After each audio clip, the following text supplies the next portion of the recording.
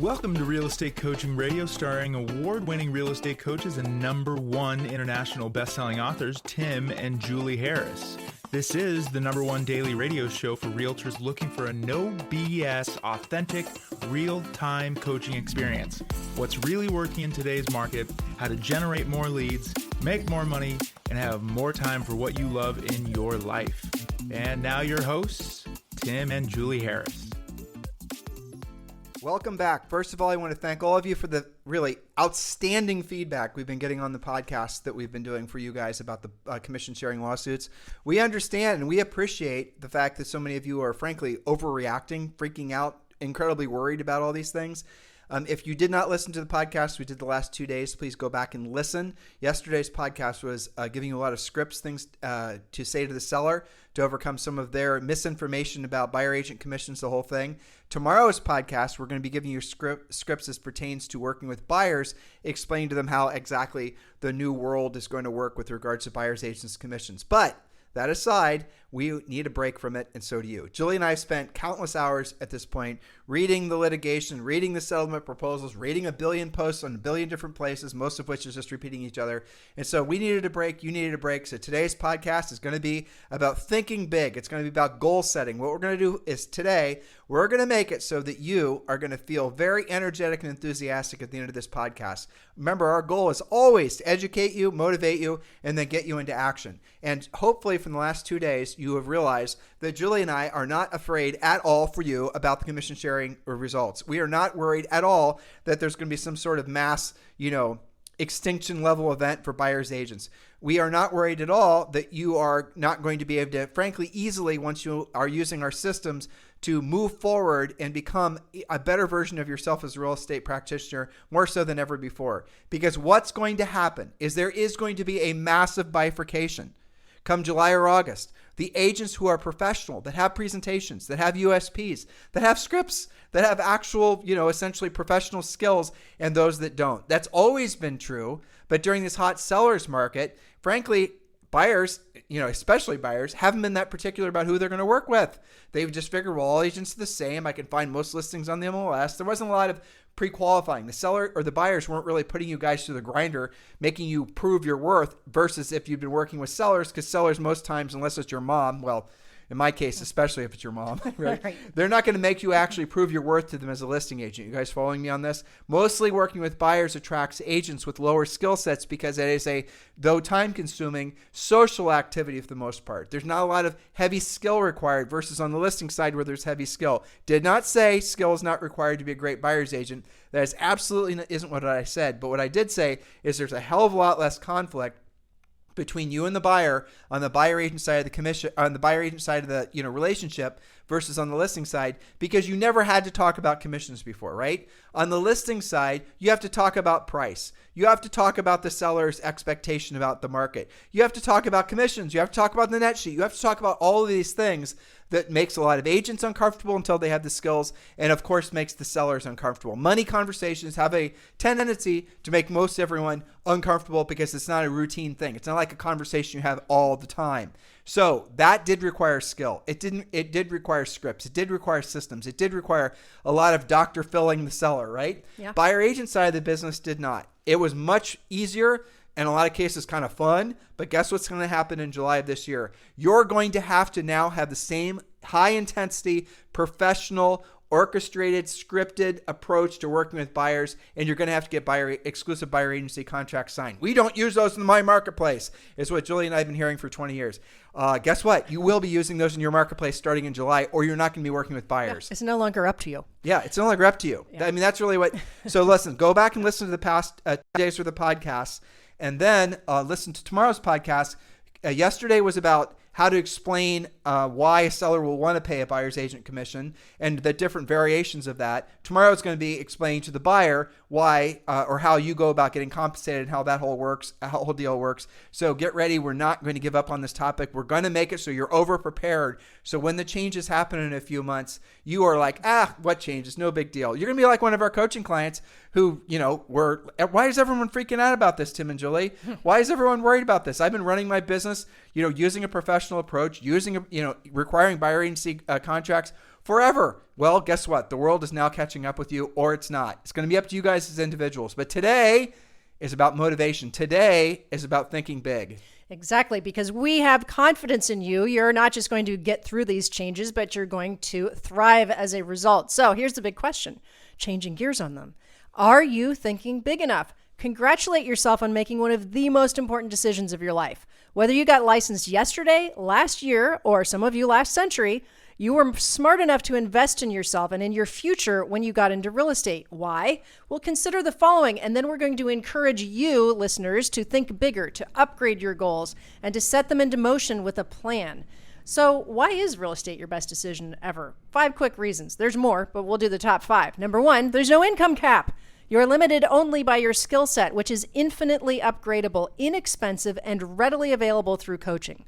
Number 2, your skills are portable. You can get licensed virtually anywhere in the world and be up and running in less than 90 days. Well, in some some countries, you don't even have to have a real estate license. I mean, Julie and I have, we're part of VXP Realty, one of the best business decisions we've certainly made in our careers, no doubt about that.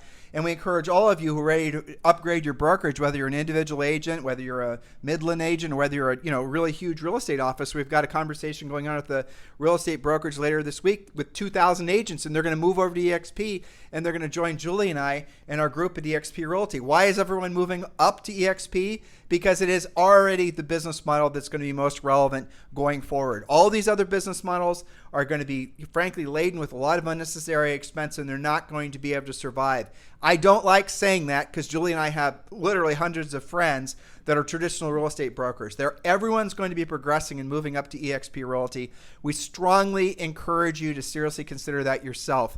We would love the opportunity to earn the right to be your EXP Realty sponsors. We made it very easy for you to progress, whether you're a brand new agent, whether you're an agent selling, say, 15 to 50 houses per year, or you're someone selling hundreds of houses per year.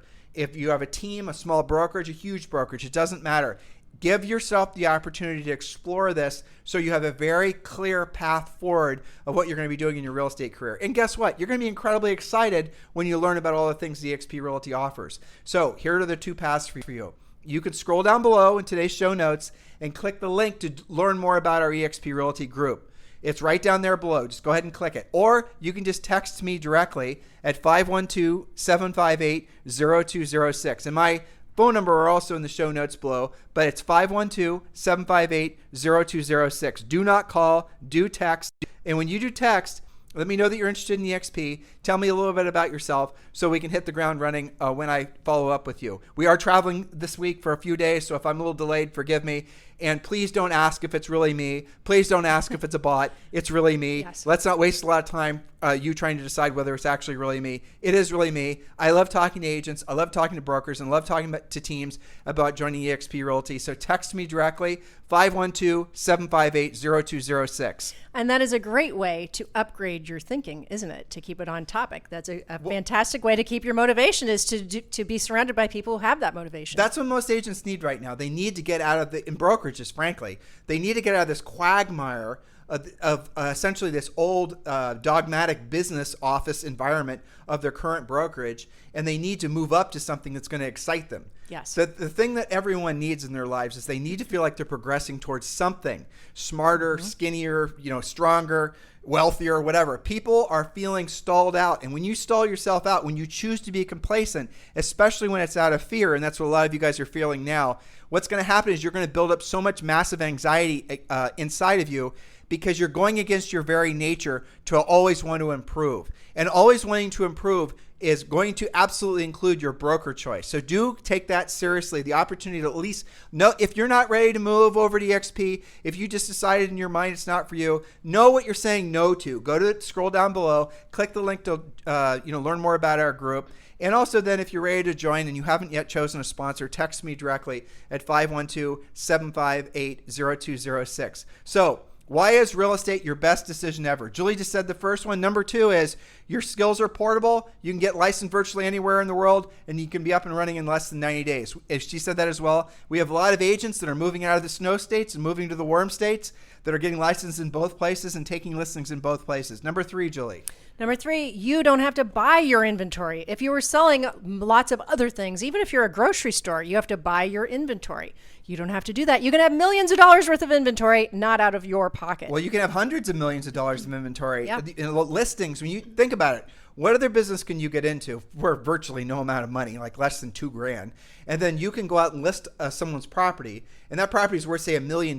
You now have $1 million of inventory that you're going to make a certain percent on when you go to sell that property. Think of another business that's like that. It's essentially like a consignment sale if you think about it, except you don't actually have to house and, like if you are consigning cars, if you're consigning jewelry, right? Those types of things. But then think of all the fixed costs. Real estate, in our opinion, is without a doubt the best business for people who really have their sights set on unlimited opportunity. And it's absolutely true. And the biggest reason is you don't have to be laden with a whole bunch of unnecessary expense from having to buy or build your own inventory. Very well put. Number 4, everyone needs a place to live. And guess what? Even though the headlines are a little bit salacious, as you know, at least they're all talking about housing. But right? Have you thought about that, listener? Have you thought about the fact that you happen to be selling something that everyone needs? God bless homeless people. But have you ever thought about the fact that you're selling something that everyone always will need no matter what? They're always going to need a place to live, either own it, rent it. And what has a tendency to happen as they get older and wealthier? They want to own and rent more properties. You guys get it? So you are selling something that everyone always needs. I remember during the housing crash, people cut out Starbucks. I know. People were like, it went from vacation to staycation. Mm-hmm. People weren't traveling. They started to cut out the things that they didn't need. But what are the things you do need? You need food. You need water. You need a place to live. You need energy. You guys get it? You're selling one of the most important things in everyone's life, a place to live, a place to feel protected, a place to raise their family. You were brilliant to get a real estate license. Yes, they're thinking about buying, selling, leasing, investing. It's all in your wheelhouse. In other words, you have no excuses. So here's the question. Are you thinking big enough? Let's get into some goal setting on today's podcast. Refer to our best-selling book, Harris Rules, as well as, of course, Premier Coaching to drill down on your specific personal goals. Your real estate treasure map also includes a more in-depth dive into goal setting, so don't wait to get that. And by the way, it's free. Scroll down below, join Premier Coaching, or just go to premiercoaching.com. You can join Premier Coaching for free, and that does include a daily semi-private coaching call. So scroll down below and click the link, or just go to premiercoaching.com. So write this down, listeners. A goal is a dream with an action plan. A goal is a dream with an action plan.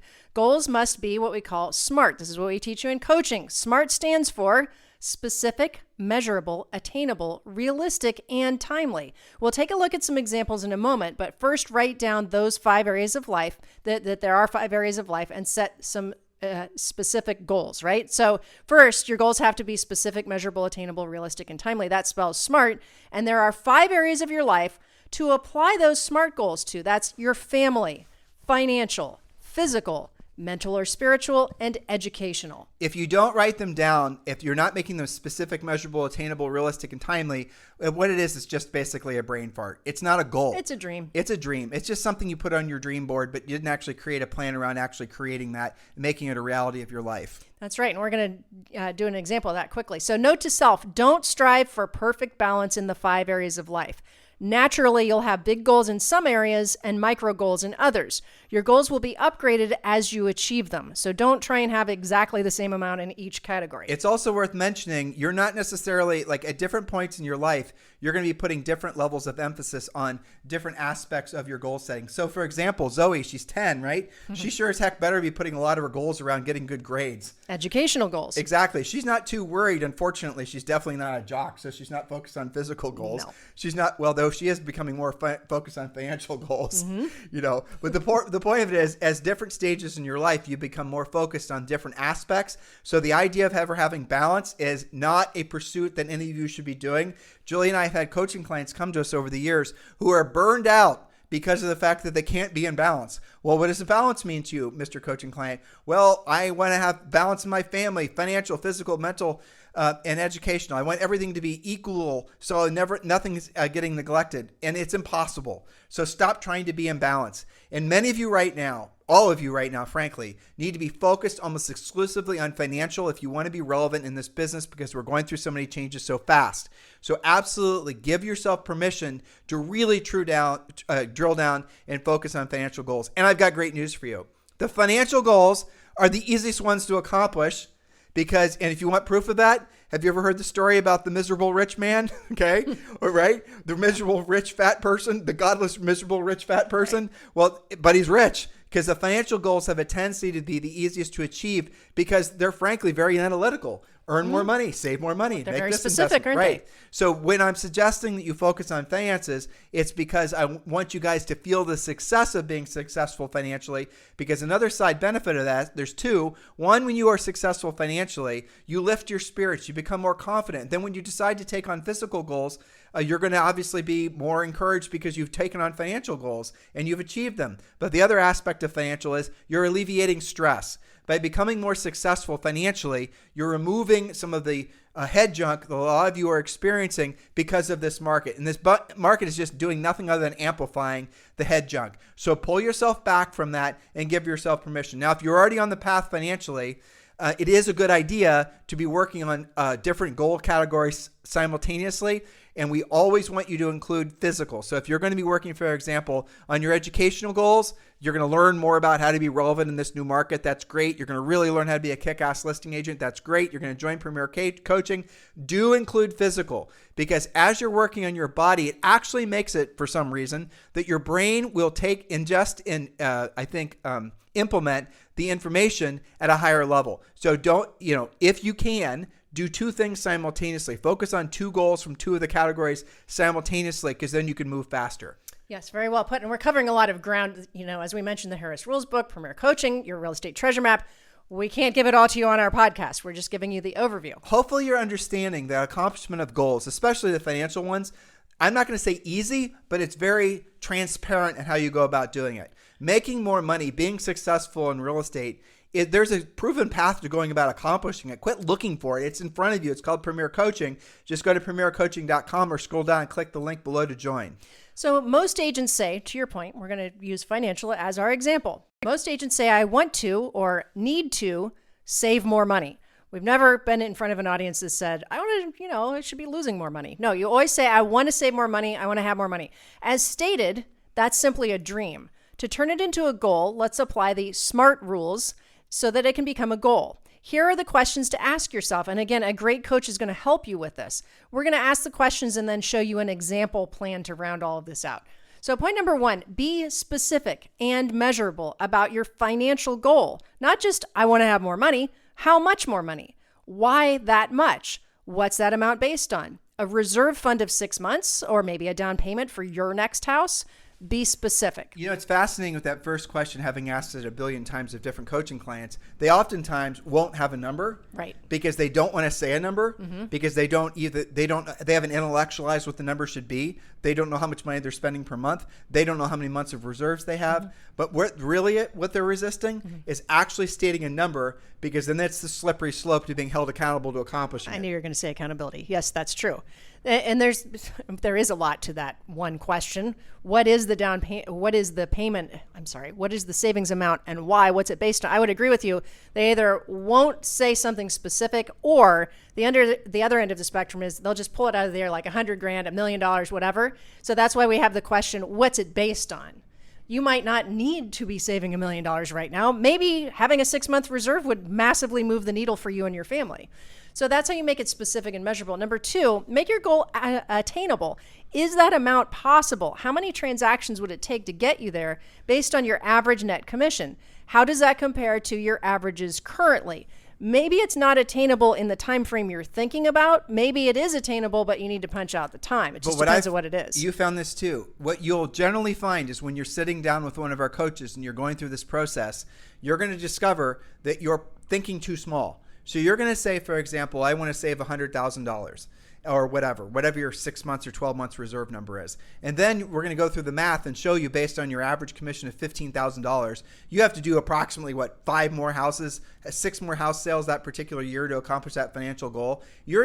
Most agents are never, maybe 7 if you factor in taxes and whatever. Most agents are never going to have broken it down to the number of deals. And then you're going to go and you're going to break it down even further. So for you to sell an additional 7 houses, based on the fact that you typically sell half your transactions are buyers and half your transactions are sellers, that means we need to create 4 sellers and 3 buyers. How many of those sellers are going to have to buy a house given your price point and experience and centers of influence and whatnot? All of them. Okay, well, great. So now we only need to focus on 4 sellers because we know 3 of those are going to become buyers. What's the average commission? Well, they're selling at $750 and they're buying at, say, 1.3. Well, now it looks like we only need to do 5 transactions because of the up leg is going to be so much. You guys get it? You break it down and you put it into numbers, and then you actually have the plan in front of you. And what you realize is you're thinking too small. Thus the name of the title of the show today, Think Bigger. And then you'll start having this epiphany. You'll say, well, shit, I never thought about that. And then you'll start having bigger thoughts like, maybe I want to save $200,000. Maybe I want to, prepay my kids' college, or maybe I want to buy a boat, or maybe I want to take a month off and I want to travel Europe. Whatever it is, it all starts with having the plan and owning it and being willing to be held accountable to accomplishing it, and always breaks down to numbers. Thus the reason financial goals are the easiest to go after. That's right. And it's also what you just demonstrated is the definition of a goal versus a dream, right? You have to do the math. You have to do some of this work to convert your dream, as you called it, I thought fart, into an actual goal that you will achieve. So number 3, make your goal realistic. How realistic is it so far? Tim gave you a couple of good examples there. Is it 2 times what you know you can do, or is it 100 times that goal? Should you make your goal more incremental so it's more realistic? Or maybe you weren't thinking big enough, to your point, Tim. Maybe you need to actually make it a bigger goal. How realistic is it? If it seems super realistic, maybe you're not thinking big enough. I'll give you a little advanced coaching on that.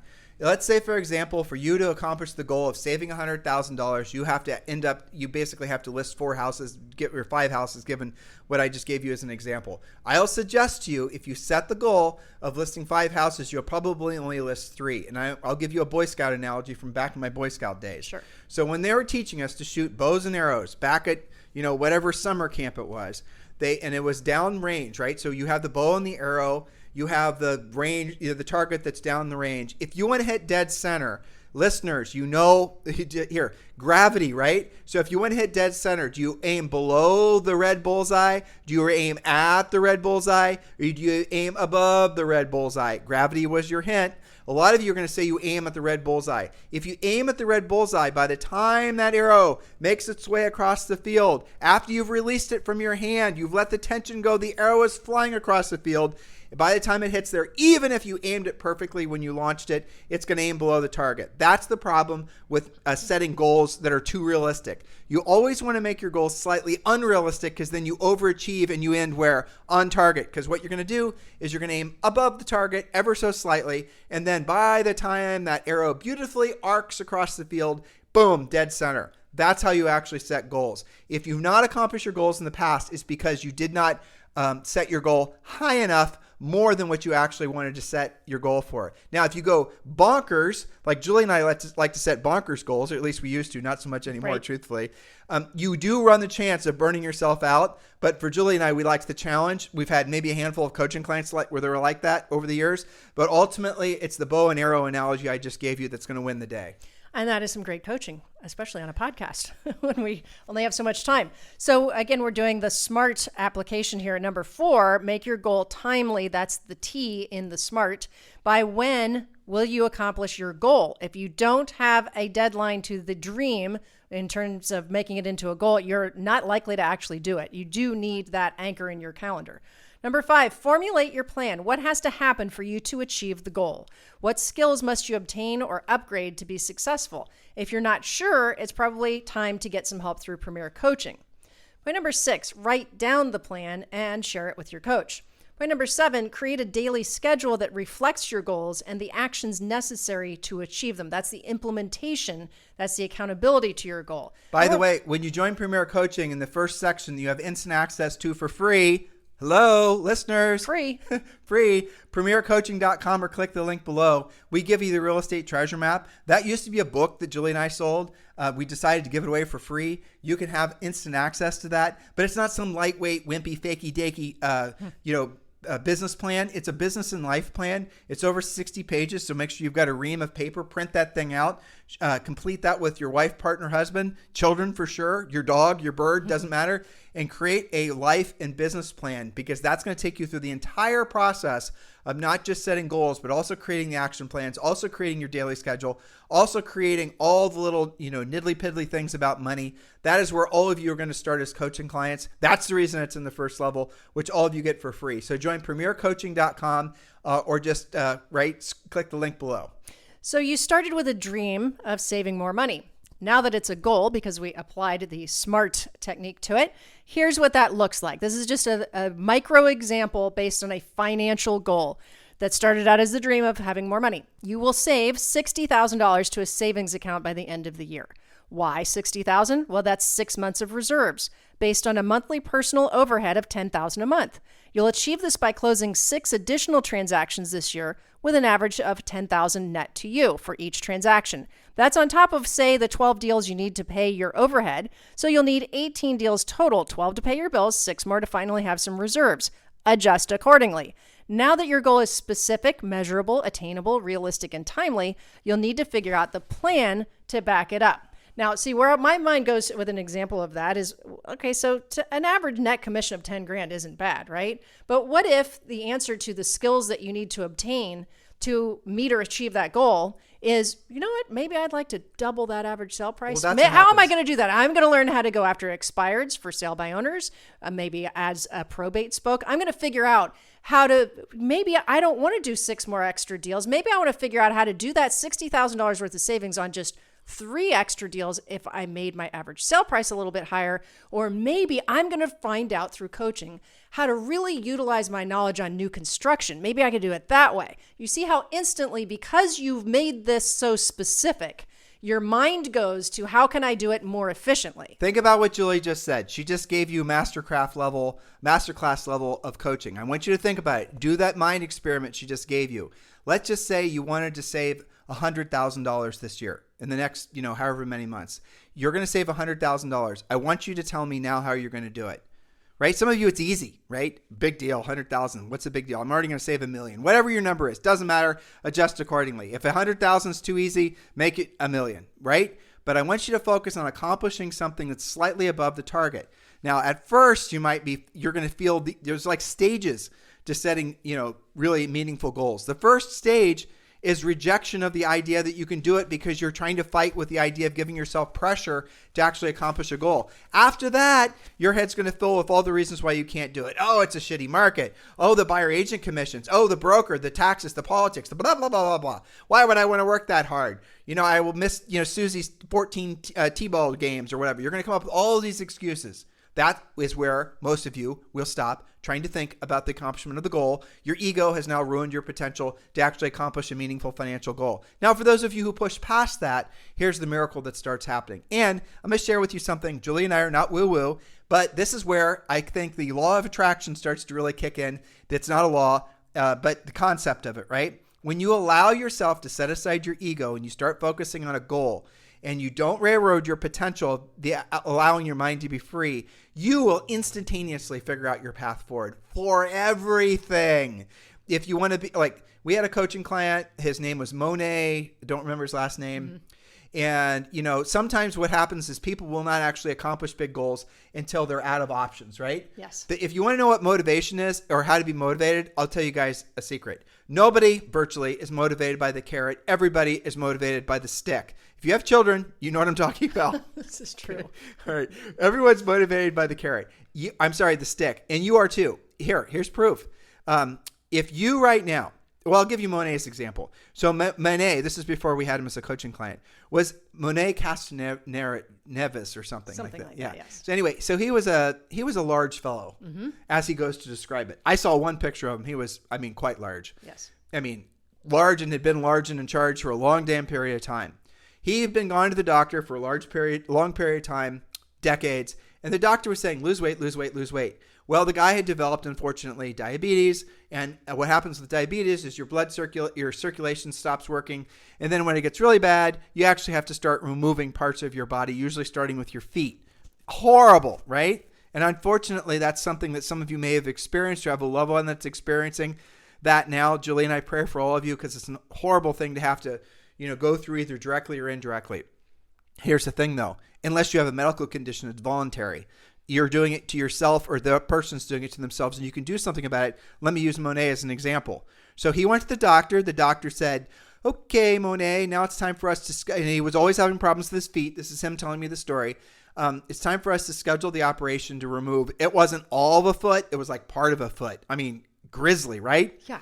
Yeah, horrible. So like all of his toes except for his, I don't remember. It's just awful. Yeah. I mean, he was getting gangrene in his foot. Yeah. So the doctor said, we need to remove it.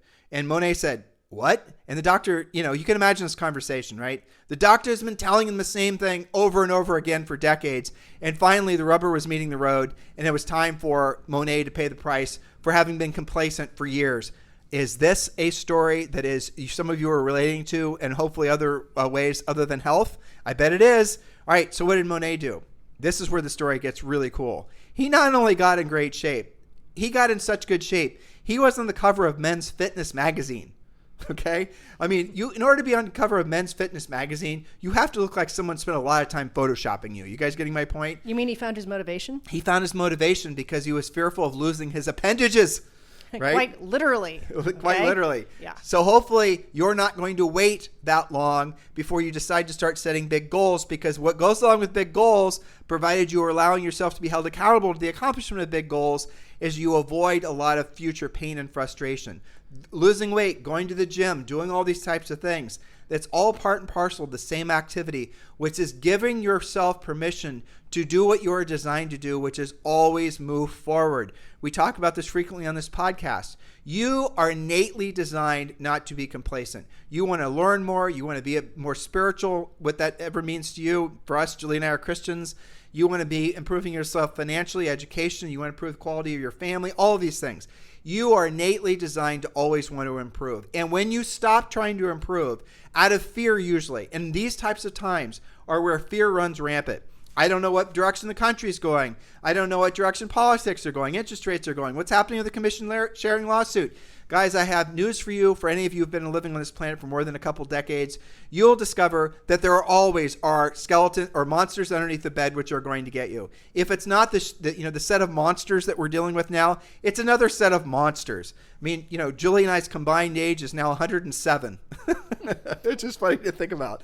But and I can tell you, in the 33 years we've been married this year, there has been many monsters. Mm-hmm. There was the tech bubble, the collapsing. There was 9/11. There was the housing crash, and a lot of other monsters that weren't, big global monsters. Black swans are flying over all the time. Was that a little pandemic we had not so long ago? Yeah, the pandemic. What's that? Well, look, there always are going to be things to worry about. You need to take control of the results that you get, despite the things that there are out there. Now, I'll share with you something. Also, when everyone is in fear mode, you can tell. You can see it. You can smell it. You can, anytime look at the headlines. Everyone is in fear mode. That's the reason that people are looking for more fear. They're looking for reinforcing their fear.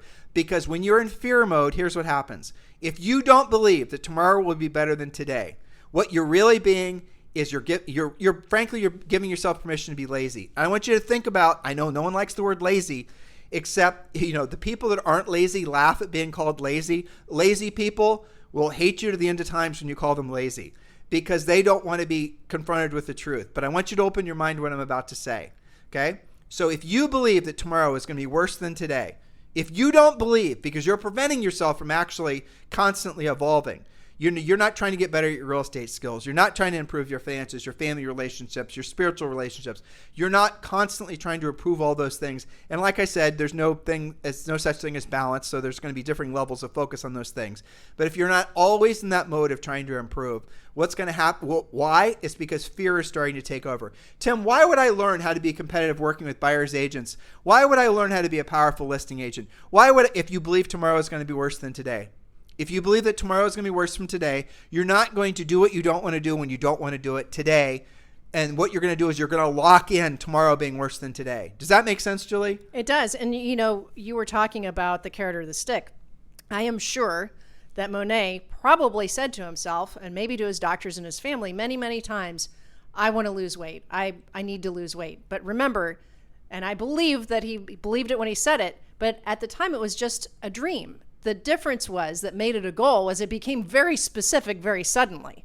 So don't wait until you have to have some kind of massive stick knock you in the head to get you off of center, to get you to do your goals. That's why today's podcast was about, are you thinking big enough? How do you know? Well, do you have a business plan? Do you have goals in 5 areas of life? Do you have a specific, measurable, attainable plan? Do you have somebody holding you accountable? Are you okay with that accountability? You don't have to be 100% okay with it. Many of our coaching clients are uncomfortable with some of that, but they're still doing it. Be careful who's quote unquote holding you accountable, Yes. because they themselves are not goal seeking, organisms, and they themselves are not moving towards the accomplishment of goals. They're sure as hell not going to hold you accountable. I mean, really think about this. This should be obvious to all of you. So if you're not improving in your real estate career right now, here's the thing. Here's going to be the appendage removal conversation you're going to end up having mid-year. You're going to be irrelevant. And I know that sounds fearful. Be fearful. You should be fearful. You are right now in front of the doctor. You are Monet, and the doctor's saying we need to schedule your surgery to remove part of your foot. That's what's going to happen if you don't have the skills necessary, especially with all these changes that are happening mid-year. We're starting with the commission sharing lawsuit. We've shared with you some other things that are happening. Buying buyer leads is going to, frankly, I think, become a thing of the past soon. If you've never learned how to be a proactive lead generator, if you've never learned how to be a competitive listing agent, all these types of things are skills you can learn. You don't have to master them. You can at least understand them. You can actually implement them within 90 days quite easily. Join Premier Coaching. It's the next natural step for all of you. You can join now for free. Here, I got a question for all of you. If you don't join Premier Coaching, what are you going to do? What's your plan? You're gonna hodgepodge something together from different places you found online. You're gonna go listen to somebody telling you to make 1,000 TikTok videos. Oh, damn! Looks like TikTok's gonna be illegal in the United States soon. So all those TikTok videos you guys have been making, trying to be a TikTok influencer, that was all for naught. You guys see what we're saying? Julie and I have always said the same thing. We are always improving what we're doing to help you guys, essentially implement what we're suggesting. But now it's up to you. You have to take this seriously. There's some hard end dates. There's accountability that's in place. These commission sharing lawsuits are kicking in. The new guidelines and rules, that's going to happen in July. You're going to see things happening, like I said, with paid buyer leads. That's going to be happening this year. But all the while, we have an seemingly endless number of people that want to buy and sell real estate. We are in one of what will be one of the greatest real estate markets ever, just from demographics, for the sake of the number of people that want to buy or sell real estate. You are in the right place at the right time. You have to get the right skills. Please do not discover what we're telling you is true when it's too late, because when it's too late, July of this year, and you haven't learned essentially buyer agent mastery at that point, you're going to be extinct. You're going to be having to catch up. You're not going to be able to work with buyers because you don't know how to get an exclusive buyer agency contract signed. You guys get it? And many of you haven't learned how to be listing agents despite our best effort. You guys understanding what we're saying here? With? And by the way, the changes from the commission lawsuits also apply to leases. So if that's your backup plan, you're going to have to be good on that too. Come on, guys. It's your opportunity. Join premiercoaching.com. Scroll down below. Click the link below. Tomorrow, we're going to be discussing with you the scripts and techniques when explaining the ramifications of the commission sharing lawsuit to your buyers. In the meantime, have a fantastic day. We'll talk with you on the show tomorrow. This podcast is a part of the C-Suite Radio Network. For more top business podcasts, visit c-suiteradio.com.